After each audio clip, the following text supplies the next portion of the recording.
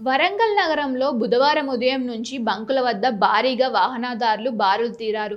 యుద్ధం కారణంగా petrol diesel లభించవని అపోహలతో ఒక్కసారిగా పెట్రోల్ బంకులకు చేరుకుంటున్నారు.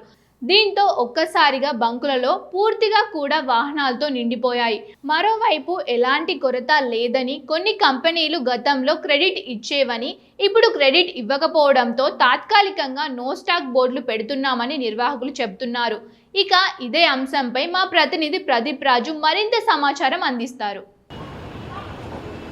ఎక్కడ చూసినా కూడా పెట్రోల్ కొరత ఉంది అంటూ పెట్రోల్ బంకుల్లో పెద్ద ఎత్తున బారుదిలుతున్నారు. అంటే యుద్ధం వల్ల, వాతావరణాల వల్ల ఎక్కడ పెట్రోలు, గ్యాసు ఉత్పత్తులు అనేవి తగ్గుతాయో అన్న ఉద్దేశంతో పెద్ద ఎత్తున కూడా బంకులలో పెట్రోల్ కొట్టించుకుంటున్నారు.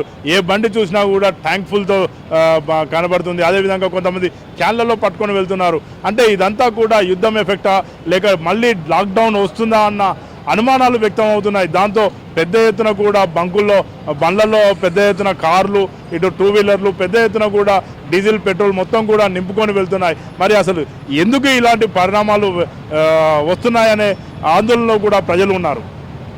మనం ప్రస్తుతానికి చూసుకున్నట్టయితే ఇక్కడ అంబేద్కర్ సెంటర్లో ఉన్నటువంటి పెట్రోల్ బంకులో ఉన్నాం. ఇక్కడ చూసుకోవచ్చు చాలామంది కూడా బారులు తీరున్నారు. పెట్రోల్ దొరకదంటున్నారు కదా అండి. పొద్దున్న నుండి మార్నింగ్ నుంచి ఇదే రష్ ఉంది.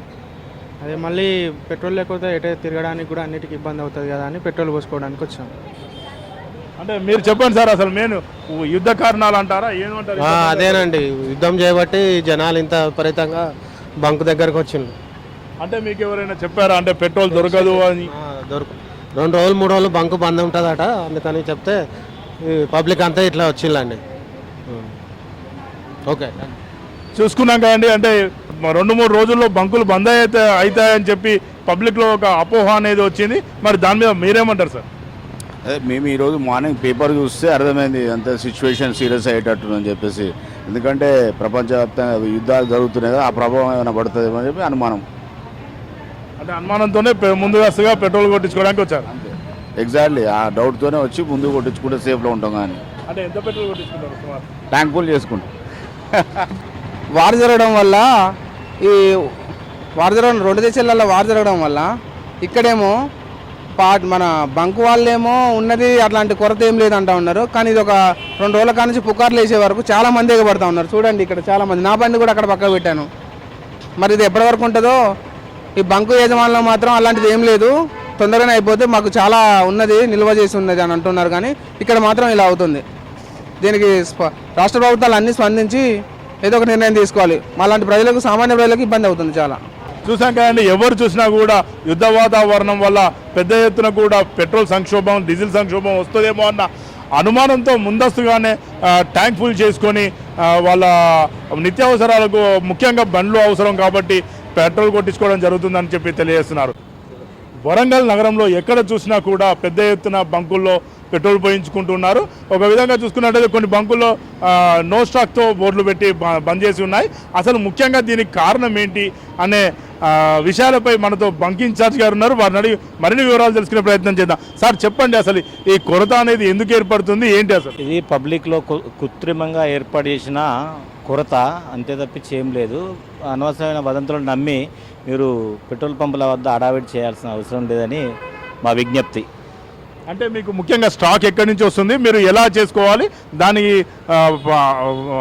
కార్యాచరణ ఎలా ఉంటుంది? మేము వచ్చేసి హెచ్పిసిఎల్ సూర్యాపేట టర్మినల్కి వెళ్ళి మాకు సప్లై అవుతుంది ఫ్యూయల్.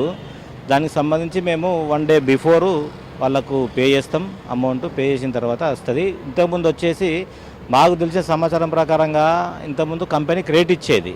ఇప్పుడు ఆ క్రెడిట్ అనేది ఛాన్సెస్ లేక వేరే పంపులల్లో స్టాక్ రాకపోవడం తప్పించి, అంతే తప్పించి వేరే అయితే ఏం కొరత అయితే లేదు ప్రస్తుతానికి. ఇట్లాంటి ఇన్స్ట్రక్షన్స్ కూడా లేవండి.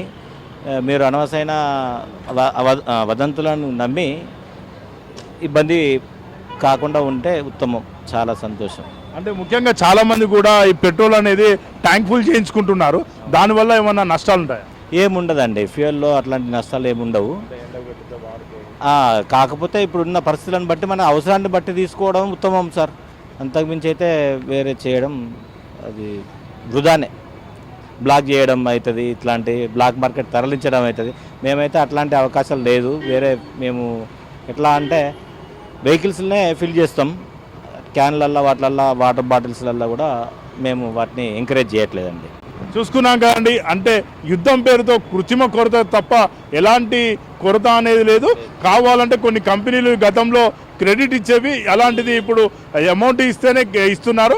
అలా కొన్ని బంకులు మూసేయడం జరిగింది కావచ్చు, కానీ ఎలాంటి కొరత అనేది లేదు అని మాత్రం మనకు నిర్వాహకులు తెలియజేస్తున్నారు. కెమెరామెన్ నయీంతో ప్రదీప్ రాజు, SSC న్యూస్.